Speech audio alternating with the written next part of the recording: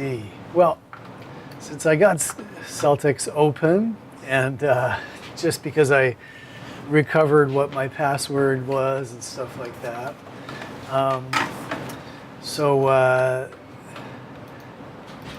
As I said last class, but maybe some folks who are streaming missed the stream last or haven't seen it, we are talking about how to do the final assignment in the class, which is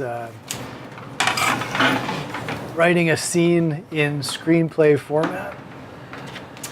So there's the assignment, and as you can see down below, screenplays are written in a very particular format where it matters what is capitalized, what is indented. All of this is really, really formalized.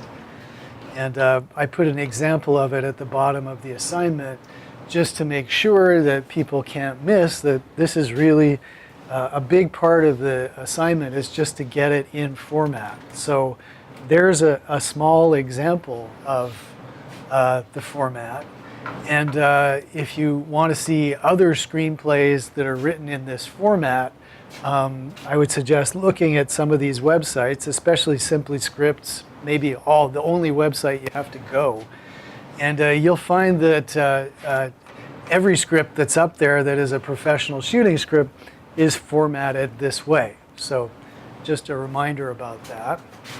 And then we talked last class about the parameters of the assignment basically, but we're asking you to write a short 2 to 3 page scene, which would really last only 2 to 3 minutes in terms of performance time. It might be the ending scene of an existing show or an opening scene for an existing show, or you might do something completely original, given that, but just a very short scene. And as we were talking with Ron just a second ago, if you do something original, or just give me a short paragraph of introduction so that I know what's going on, and then the screenplay should be formatted this way so that it looks like this. So that's it. And there is just looking here in the modules, there's a link right here to Celtex, which is the free script writing software that you can use to format your script. So you'll need to have an account, and I couldn't remember what my account was the last time, but now I've got it open, and I've got a number of projects there. So Celtex will let you store projects. When you start, you create a project, and then you're on your way, and it stores it for you. So this is the free version. When you first arrive on their website, there will be like a very prominent, $19.99 subscription or $10.99 subscription or stuff. They want you to buy a subscription. But if you just scroll down to the bottom of that page, there's a little box that says no thanks, and you can click through and get right through to using the Celtic script. You can also, this is the online interface. You can get it through the web. You can also download an app, not on your phone, unfortunately. Although I would check it out. Maybe it's changed because, I go into this like once a year, basically. So, but definitely there's a desktop app, and then there's also the web interface where you can, just use it. And that's what we're using today. So when you set up a project, there are different options. So if I'm going to do a new project, I've reached my limits and I don't want to subscribe.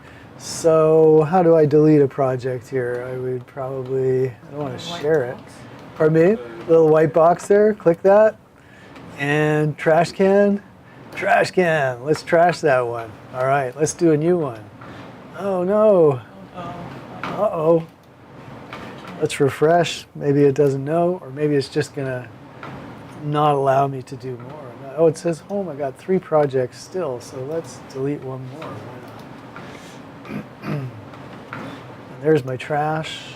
And do I have to empty my trash here? Yeah, it looks like it. All right. It's the ultimate trashing. That's what. Here we go. So look, you get a bunch of different format options. We're going to use film and TV, but look, if you were still needed to format and turn in your 2-column commercial script, you could use that. So anyway, film and TV definite really helps. So let's give this one Malcolm and Friends. So we're creating a new episode, a new project. And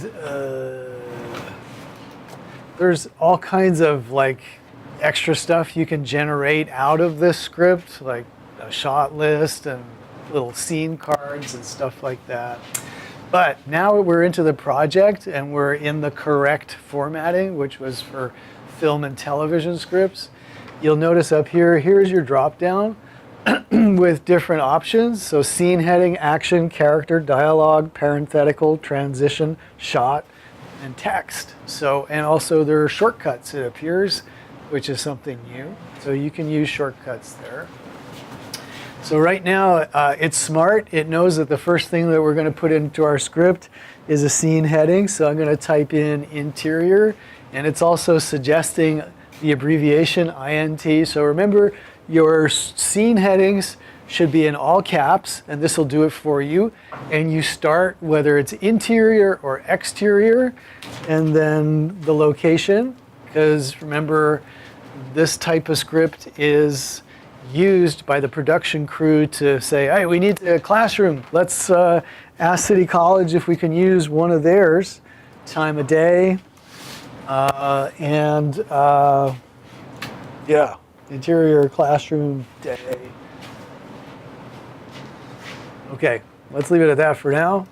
And we're going to go, we'll hit return, and we're on to the next. And notice it's smart. It right away clicked over to action, because it knows that we're probably going to want to describe what's going on. So, you know, a group of brilliant college students are involved in a screen writing, and we won't belabor this for action, right?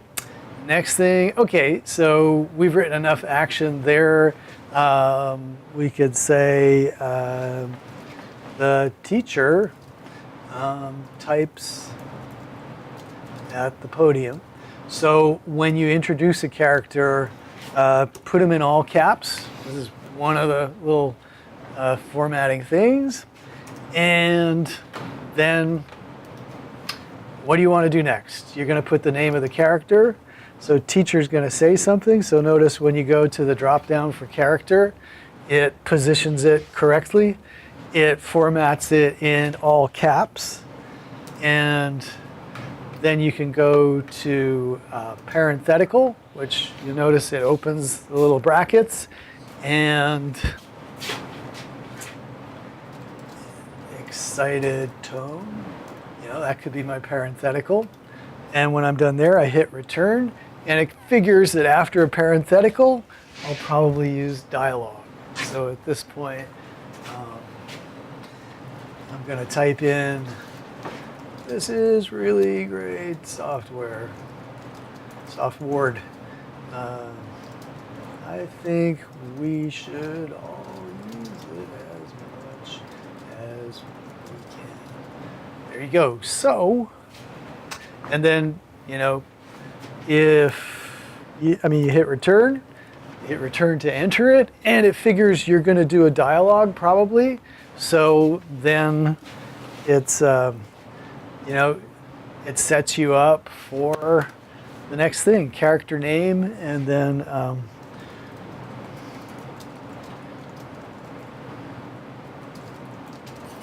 so on, so you can build your scene up that way. It basically formats it for you. It will save your work up in the cloud. As you saw, you can't have more than three of these. And then when you want to print it out, you hit the little printer thing and it formats it to output. And you can either output a PDF, or you can get it to print to your printer on paper. So for us, you'd want to print a PDF and then upload it to the site. Okay? So it really takes a lot of, what we used to have to do is create an indent of 2 inches and 1.5 inches and 1 inch and all the rest. Yeah, doing that manually was a pain, right? So, and I think there are probably templates in Google Docs and stuff that will do some of this, but this is really useful, right? So that's Celtics. So that's useful. And then maybe, just, hi guys, the basics of how to format. Ooh, YouTube would not connect. Oh, let's see about that.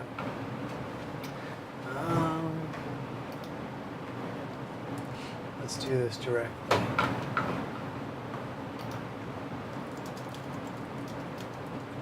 So I'll have to repair that link. I don't know why. 5 basic elements. So this is kind of rapid fire, but good instructions. Most of what is said here is probably all you need to know about the actual formatting of things. Like I was using words like parenthetical and action and that type of stuff, which is what Celtics identifies stuff as. So this explains more about it and tells you, how to do it in a very rapid fire, slightly obnoxious way. Hey guys, Russell here. This week is all about the basics of screenplay formatting. Next week I'll be covering more advanced formatting tips, but to know what I should cover, send me your questions at Friday101mail@gmail.com, subject line, screenplay format question. If something isn't covered in this video, ask me about it. What do I do in this situation or that situation? One thing I know I'll be covering is what to do if 2 characters are talking at the same time, so that's a good example, but now it's taken, so don't ask that. Now, let's get to it.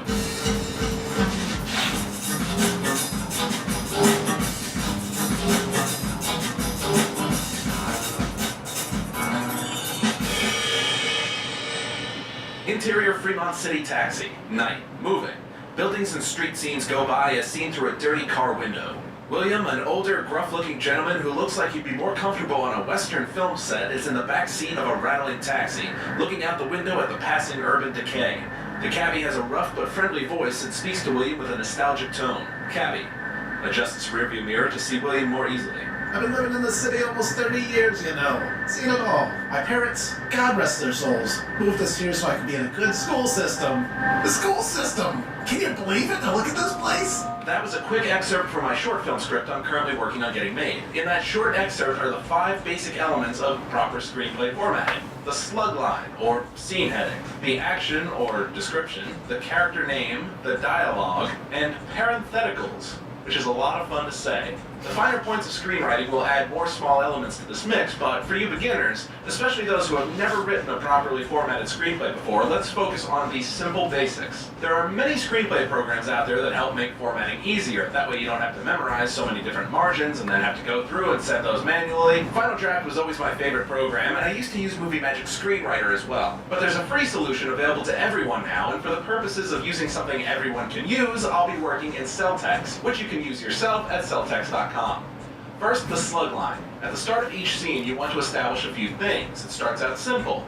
Is your scene inside or outside? Or in this case, interior or exterior? Easy, right? After that, add your location and a description of when the scene takes place. Usually just day or night will suffice, but you can get more specific if you want. Morning, afternoon, evening, dawn, dusk. If the flow of time between 2 scenes is uninterrupted, even if cutting to a completely different location, you can write continuous. Same location but need to show the passage of time to later in the day, use later. As far as the word moving at the end of the taxi slug line I used earlier, that's generally only used in a moving vehicle. You can also use traveling in that case. And remember that your slug line is all caps all the time. Now for the action, where you write out the description of what is happening on screen, who people are, etc. This is the most straightforward part of the screenplay writing-wise, but there are a few little things to know. First, always write in the present tense. This line later in my script, William takes out a cigar and nods to the cabbie, would never be William will take out the cigar or William took out the cigar. Those just sound silly anyway. The first time a character comes up in the action, generally as they are introduced in the script, their name is capitalized. William, an older, gruff-looking gentleman who looks like he'd be more comfortable on a Western film set, is in the backseat of a rattling taxi. Try to sum things up to describe your character in the action as best you can. You don't want to give their entire life history, just enough to give the reader a feel for who they are. Notice rattling is capitalized also. This can be done to call attention to certain sounds and sound effects. And while there isn't really a definitive rule on when to do this, I think it's best used when it helps set a scene, like the rattling taxi. Getting across that the cab is a piece of junk to help set the feel of the scene. Or when it's important to what is happening on screen, which is why sound effects like gunshots and explosions are usually capitalized as well. And one last note about actions and descriptions, always have something between the slug line and the dialogue. Even just one quick line will do. Now we're at the character name. That's easy. All caps, centered, done. If a character is speaking from off screen, but is still physically a part of the scene, you would add OS in parentheses. If a character is not physically part of the scene, but is doing a voiceover, you would add VO. Celtex and many other programs make the character name thing easier for you by letting you autofill the name after typing the first letter once you've already put it in. That's a big reason why movies generally don't have characters with the same name and usually have characters whose names start with different letters entirely. Just makes everything easier. For the dialogue, the text gets centered on the page while still keeping a normal left side alignment. Dialogue is also pretty straightforward. Feel free to write it in your character's voice if they've got a specific way of talking, like the cabbie character here, but that's up to you. You can add detail to what actions a character is doing while speaking through the use of parentheticals. Set in parentheses and with a left side margin a bit further in to help differentiate it visually from the dialogue. These are used to help block out a scene. They don't have to be complete sentences, just basic descriptions of what is happening. Truth be told, I could probably have moved this note about the mirror to the description, but I wanted to give a good example and found that as I was reading it, I liked the idea of the character doing this while speaking his lines. So in this short bit, you got all 5 of the basic elements. Properly formatting your screenplays is very important, and the more you do it, the more it'll become second nature. At my old job, while on my lunch break, I would actually write scripts down in notebooks and still follow the right format. Just makes for a much easier to understand read, even when done on pen and paper. Now that's all for the basics of screenplay formatting. Now next week we'll be going over the many small variations that come along with writing a script. And when that happens, the button on screen right now, covering up my screenplay in the background, will take you there. So if you're watching this in the future, click that button to continue learning about proper formatting. Remember to send all your questions about script formatting to Friday101mail@gmail.com, subject line, screenplay format question. Also, check out the other window to bring up the how-to playlist over on Celtex's channel. And go get yourself registered at Celtex.com if you want to get started writing. On a completely unrelated note, I recently recorded an appearance on the Ron Pertee Show, a great podcast that I was honored to be a part of, and that episode goes up on Tuesday, April 2nd at ronpertee.com. All right. Thank you for the plug. I don't know how long ago that was. So, as you can see, that's a pretty useful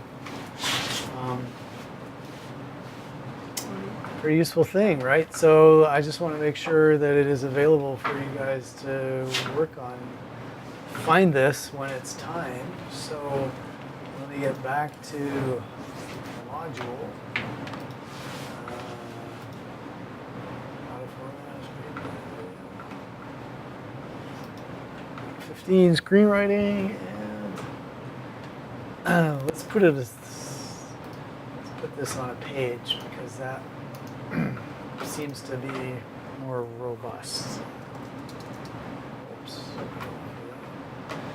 We want to give it a new page name.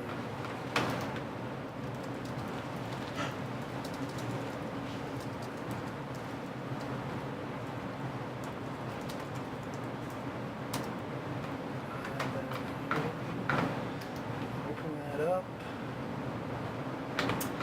Edit it.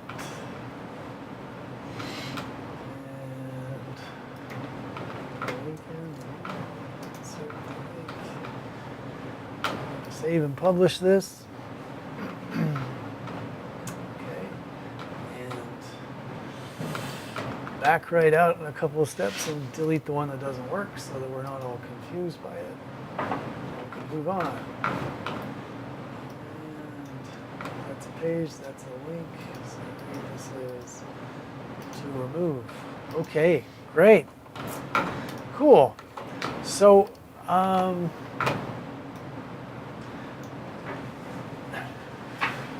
that's enough said for now about the formatting, and I think that's more than enough to get you going. And then we can bring in a few extra specifics next week. But for now, you know where you can go and find that video for instructions. And also there's the link to Celtics, which will help you do it. And he shows you a little bit how to do that, but also it's very intuitive. So wanted to talk today about story structure as well. Just getting into the basics of screenwriting. This is drawn from a free web resource, which is our textbook for this part of the class, but I won't be asking any questions on the final exam out of that textbook. It really is for informational purposes. So here is material drawn from the section in there about story structure. If we can ever get this to open up in PowerPoint. Hello, are you there? And okay. PowerPoint's a little bit slow. So the idea of story structure is that all screenplays will have a particular structure. Some are more inventive about their structure than others. Television screenplays tend to be somewhat formulaic, depending on the type of show you're watching. As we said last class, if it's a network hour or half hour, the structure is already imposed a little bit by such issues as you got to play a commercial and so on and so forth. So television and film screenplay writing structure, it all goes back to dramatic structure in plays and stuff. It's not all that different, although television gives you more opportunities for transitions, for changing the flow of time, and of course for using space, using the image in order to tell your story as well. So every show on TV has to have a premise. When you're thinking through what you're going to work on, something called a log line is something used in the script writing and television industries in order to give people a general idea of the premise and the situation that the show will exploit in order to make new stories every week. A premise such as cop shows and medical shows tend to have a case that needs to be solved every week because so much of broadcasting is serial. In other words, there's a show, but it's created in serial format so that you have episodes one after the other.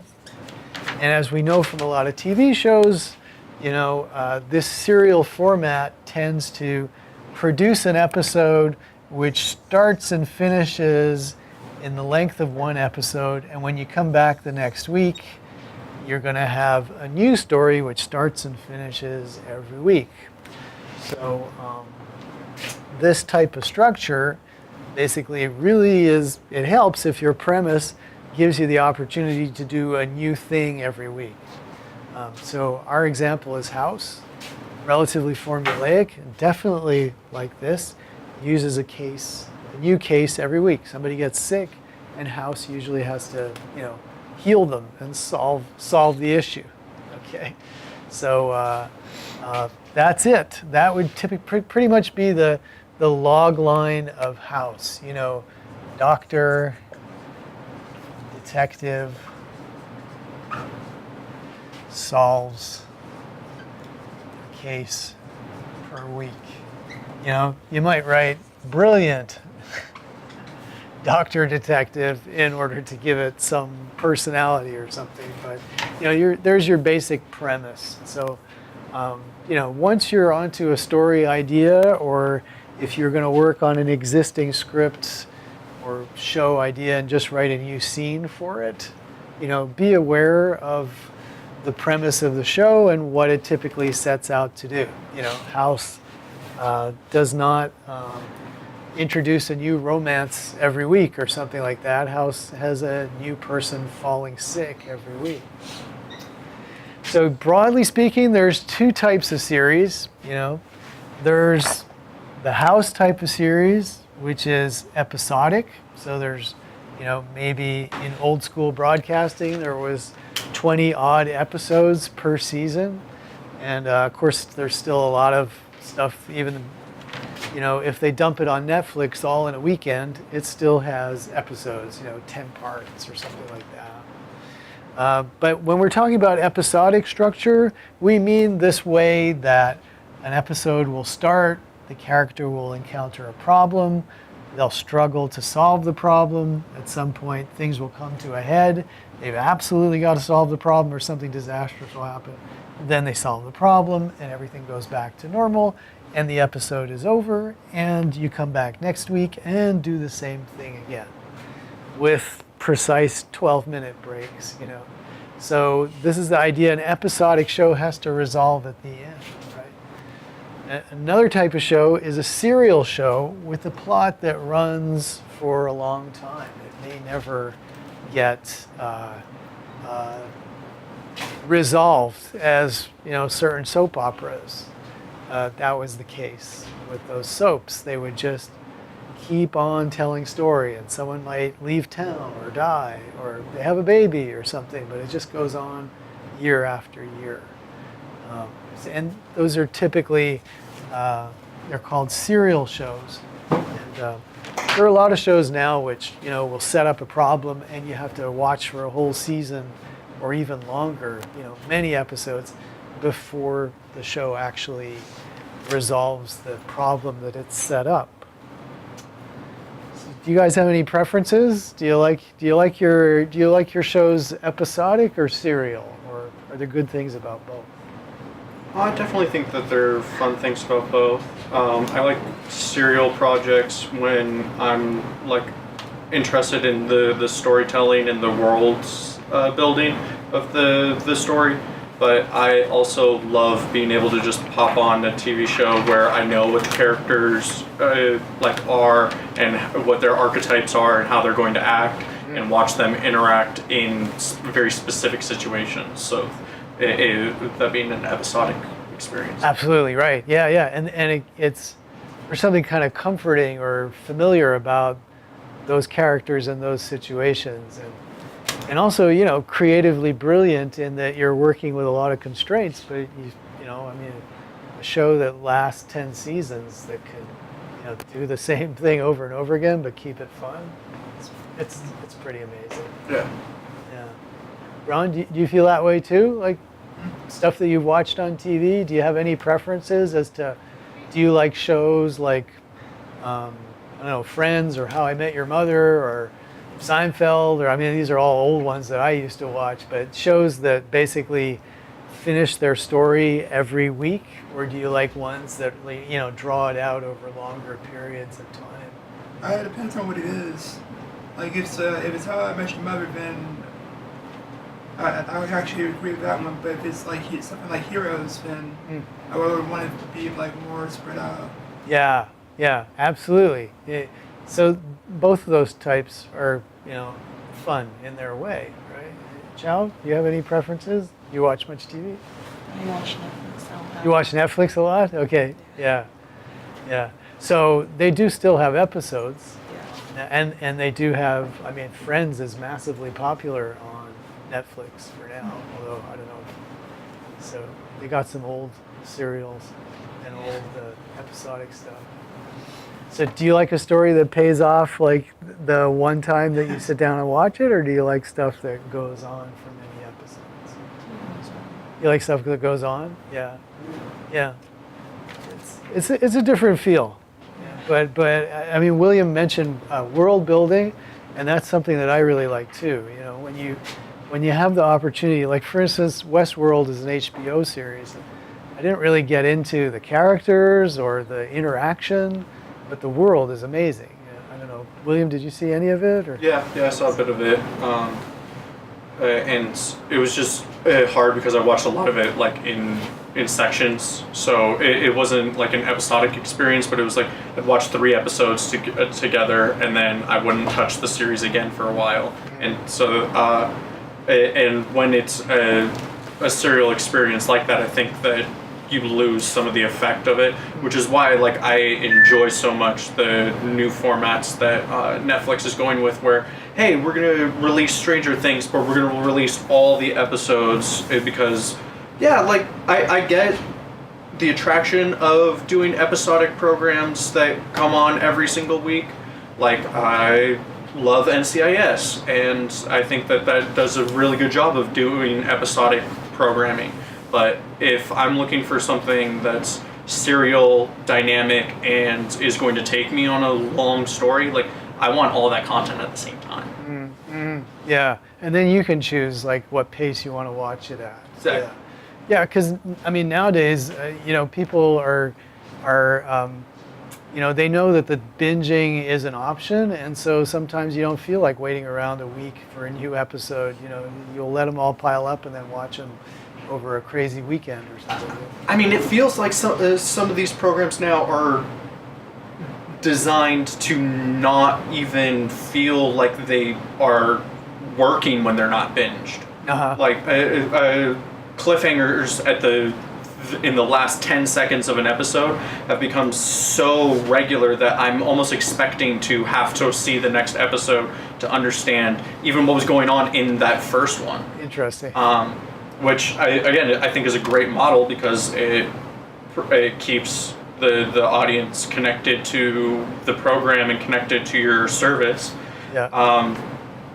But yeah, at the same time, I also want to be able to scroll through my phone and not have to pay attention to the entire episode, which is when I will participate in a more episodic adventure. Okay, so something you're so familiar with, if you miss a few jokes or something, it's not going to destroy your enjoyment of the show and the story. Yeah, like I just recently started watching the new Sabrina show that dropped. I've heard of it. I haven't seen it. I was just thinking about that. Yeah, it's really good, but I cannot touch my phone when I watch it. Whereas like I've never really been a fan of Parks and Rec, but I can put it on and not have to pay attention to it. While Just it's happening. work your way through it. If you stop, that's pretty low stakes. Yeah. That's really interesting. I mean, I think it's now so varied the way that you can consume these stories. I wonder if it's not a challenge for writers now. Katrina says episodic is easier to miss without big regrets. Absolutely true, And also, if you do miss an episode of a serial show where something critical happens, you come back and you're less hooked into the story. You've missed something important.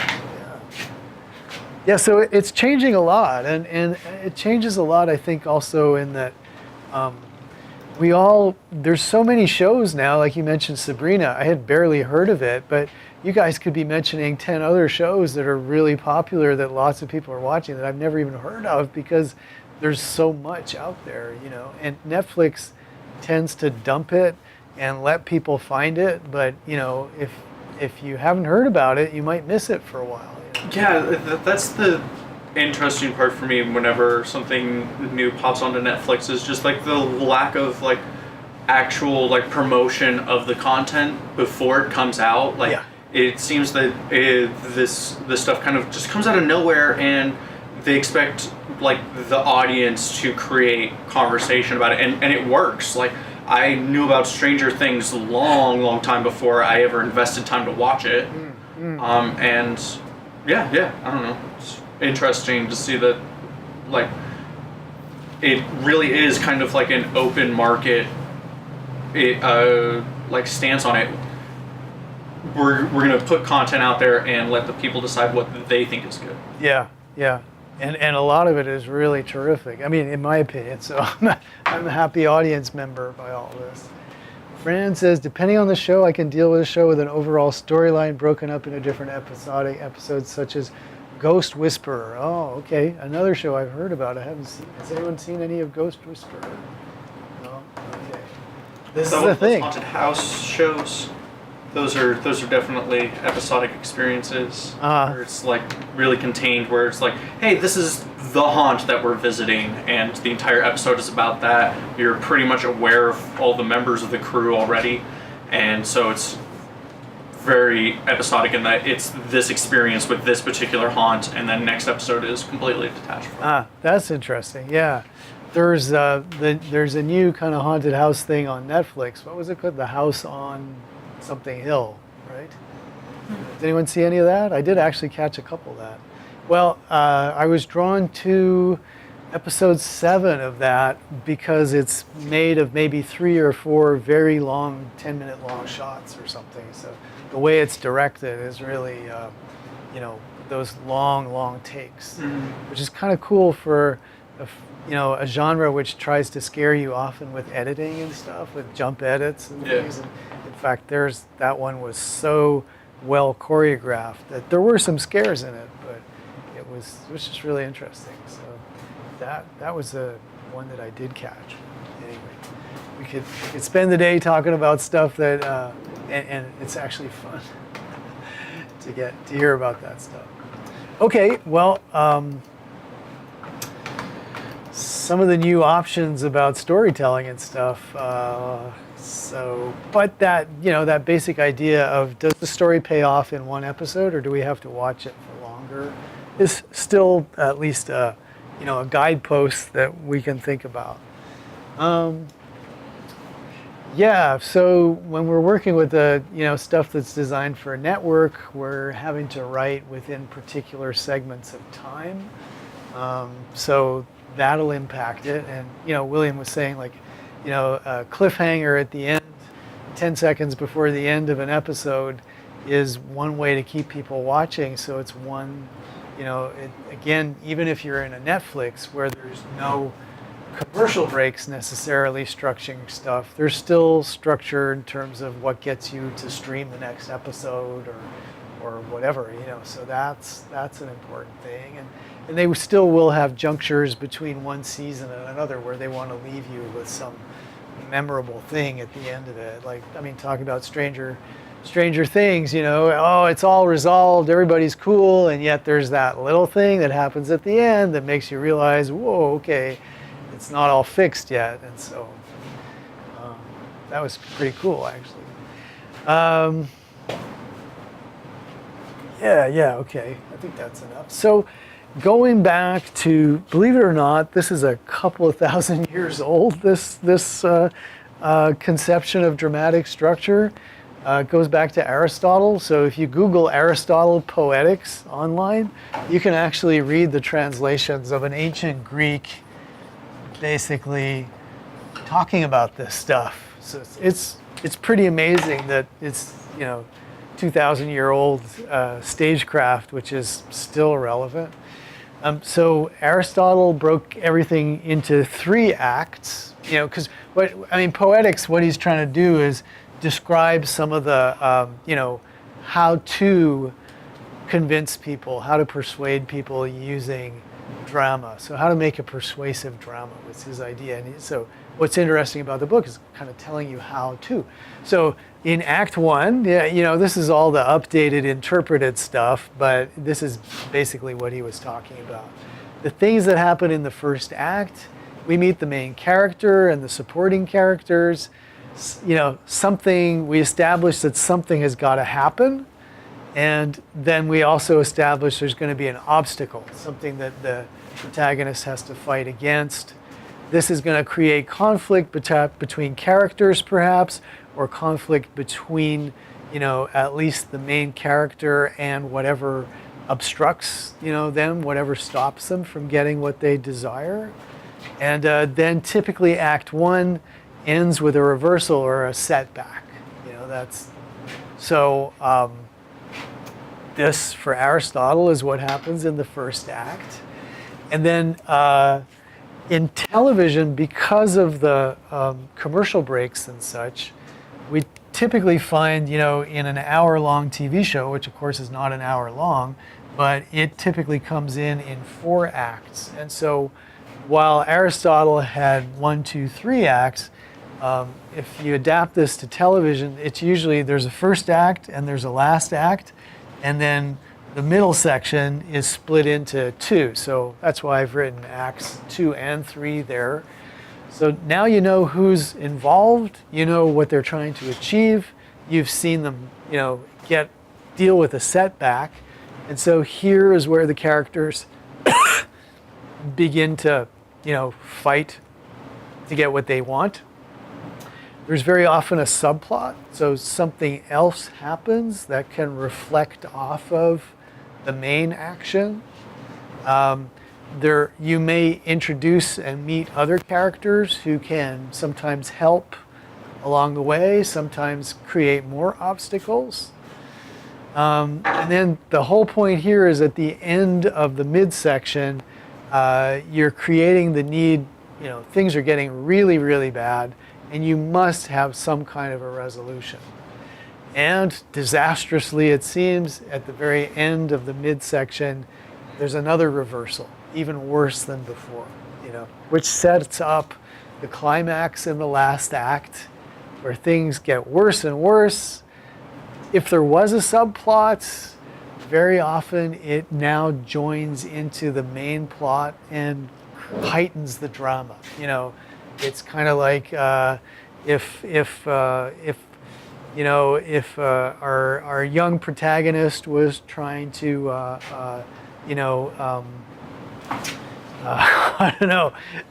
get a great job or something, and they were struggling to deal with some issues that had come up in their past that was maybe putting the job in jeopardy. You might have somebody come back from the past in a subplot, enter the story, and finally at the climactic moment, join in and join the story, and appear during the job interview or something to say, no, it wasn't true, this guy was the greatest worker ever, you get the job or something like that. So the ultimate reversal or setback, and then there's the climax, basically, where the character typically triumphs, but sometimes doesn't. And then the resolution of the story, the problem is solved. Typically, the hero gets what the hero wants. If there was a human villain, the villain is dismissed. And that is typically in one of these episodic shows the whole course of the action. So that's Aristotle's conception of dramatic structure, and very often you'll find television shows that pretty much follow that structure. And a very useful intermediate step between thinking through, okay, here's my premise. I'm going to have a brilliant doctor detective who solves a case every week. And so each week I'm going to have a new case, which is going to keep me in storylines and episodes. And when I'm thinking about, okay, how am I going to write this? A beat sheet is basically a short description of each scene in a story that comes between the initial idea for an episode. Let's have a kid, who's making out with his girlfriend, all of a sudden practically die for some mysterious reason. And we take him to the hospital, and things just keep getting worse. And so we could do a beat sheet, and they call this breaking story in television writing. We could do a beat sheet which basically details each action that's going to happen. So where is our beat sheet here? I do have a beat sheet for the episode that we were looking at. There it is. Okay. So this is a beat sheet that I created just for the episode of House that we've been looking at the script. So it goes through the script and basically just puts a line in for the action that happens in each scene. So this is not something that you'll have to do for yourself, but it's something that as you're writing your scene or something, this just gives you, basic idea of what has to happen. So if we look through at the episode that we were looking at last time that we can, just briefly jump into in a sec, we see there's a teaser where Brandon gets sick. Then the first act where we see Wilson and House. House gets the case. House likes medical riddles. And then they start trying to figure out what's wrong with him up until, as we saw last class, there's a climax. The treatment that they've been using is killing Brandon, and that's the end of the first act. So you can see how it follows Aristotle's whole idea, where, this is a recurring series, so we do know who the characters are, but we meet Brandon, we meet his girlfriend, Mindy, and then we see House, talking to Wilson and stuff. And then the challenge is going to be how to cure Brandon, and they start trying to cure him. And Act 1 ends with a setback. Brandon almost dies because we're doing the wrong thing. Then we get into Act 2 and Act 3, and they try to, help him. But at the end of each of the acts, House with Wilson decides he must do dangerous exploratory surgery. Biopsy surgery will kill him, says Wilson, his friend. So again, we end with, a maximum kind of tension. What's going to happen? We've got to do this operation, but we may well kill him. So you can kind of see that at the ends of the acts, the cliffhangers and the maximum tension points that Aristotle talked about are useful also to keep us in through the commercial breaks, basically. So that's the beat sheet there of in great detail, which is, again, you don't have to do this for your work. You're just going to write a script. But in talking through dramatic structure, it's useful to see this stuff actually, be used. You only use one act though, right?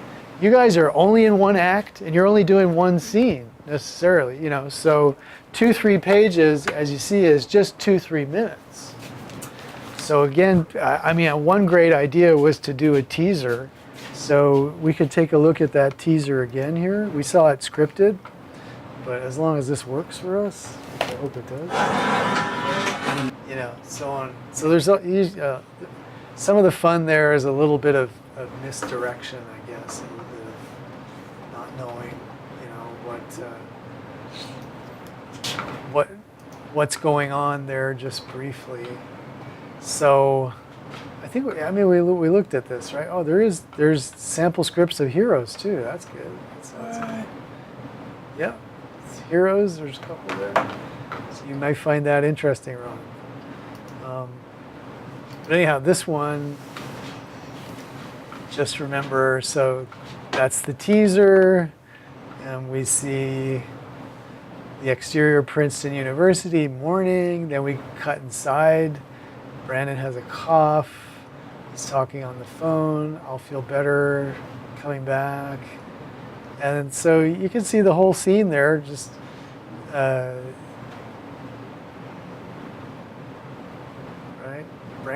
Brandon, still nothing.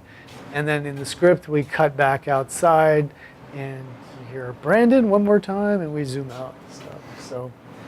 So that would be, definitely an A.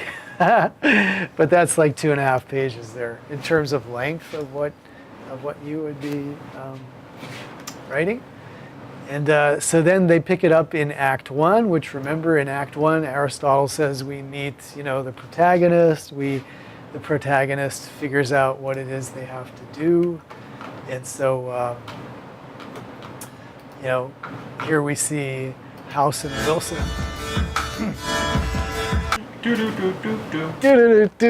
So can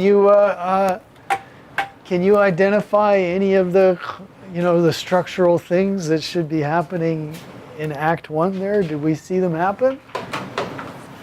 We saw the introduction of characters. Right. We established a conflict and escalated it from our original, from it originally happening.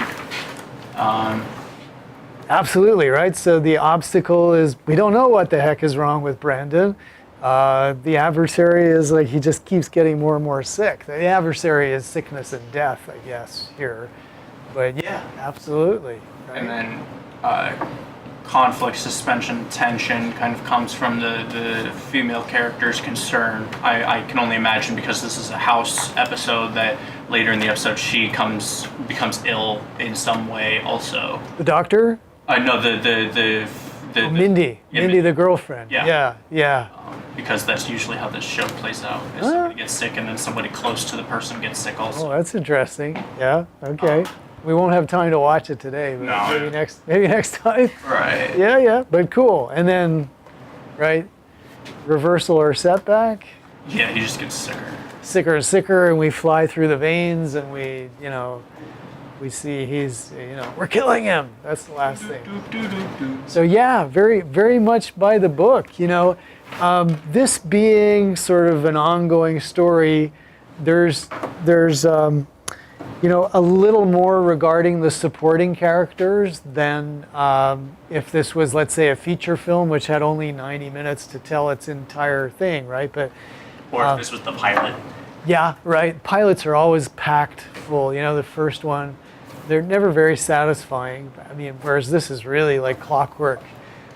So in terms of the supporting characters, we had House sparring with his boss, Cuddy. And talk about introducing them. He says, I am Dr. Gregory House, a board certified, physician, right? So we can crack a joke, but he also gives his full name, and he gives the full name of Cuddy, who's his boss. And we can see they have this contentious relationship there.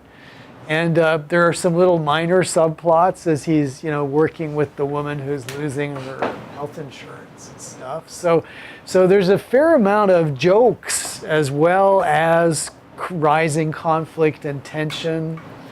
And another thing I think is great that we don't have time for today, but maybe next class, we'll talk more about character and character interactions. But the amount of character building that goes on, even in that joke where House says, I am a board certified physician, his whole grandstanding in front of that group of patients, spelling out or emphasizing, I do not like to do the boring work of a doctor. I do not like people. I don't want them to feel good. I really like myself, and I think I'm totally brilliant. So the way that he interacts with the other students, with his interns or whatever they're called, where he's like, well, you could tell us 100 things about what it isn't, but let's focus on what it is. So there's many moments in there where, there's character building going on. Literally characters saying to House, well, you care, I care, you don't, I'm pathetic, you're not, and so on. So there's a lot going on in there, but definitely Act 1 follows the rules, So in terms of our assignment, you might pick a scene out of an early, out of an Act 1 in which something, can you come up with a dynamite way of introducing a main character, or can you establish an obstacle, a problem, very effectively within your first scene that you're writing, So maybe a great thing would be to write a new teaser for an episode of House, or for a detective cop show or something where there's, an intriguing heist, or, a crime that, please be kind to me. Don't nothing too dark, please. The world is dark enough as it is. So let's try to keep it, about as realistic as as the simulated sex between Mindy and Brandon, which was pretty unrealistic. Ron, you had your hand up? Yeah, then that's you. Like, so how soon would I have to like create a, I don't know, conflict or establish an obstacle? Well, are you working on your first, on a scene from like Act 1? Yeah, like for my own stuff. Yeah, for your own stuff. Is this a totally original one, or is it for a show? Oh, totally original. It's really it's all good for you. However far you want to go with it. So it may just be like introducing the characters without clearly getting an obstacle yet. Could be that. And it's only like 2 characters. Okay, that's cool. Yeah, I think you need at least 2 characters in order to have that conflict or suspense, you know. But you have, you know, there's even within a scene, like just take that scene between House and the lady who's about to lose her job, right? You know, there's a beat even within there. You know, we talked about a beat sheet, but like House, he really doesn't want to be there. He doesn't want to deal with anybody. And then he's like, she's got this she's not really sick, you know?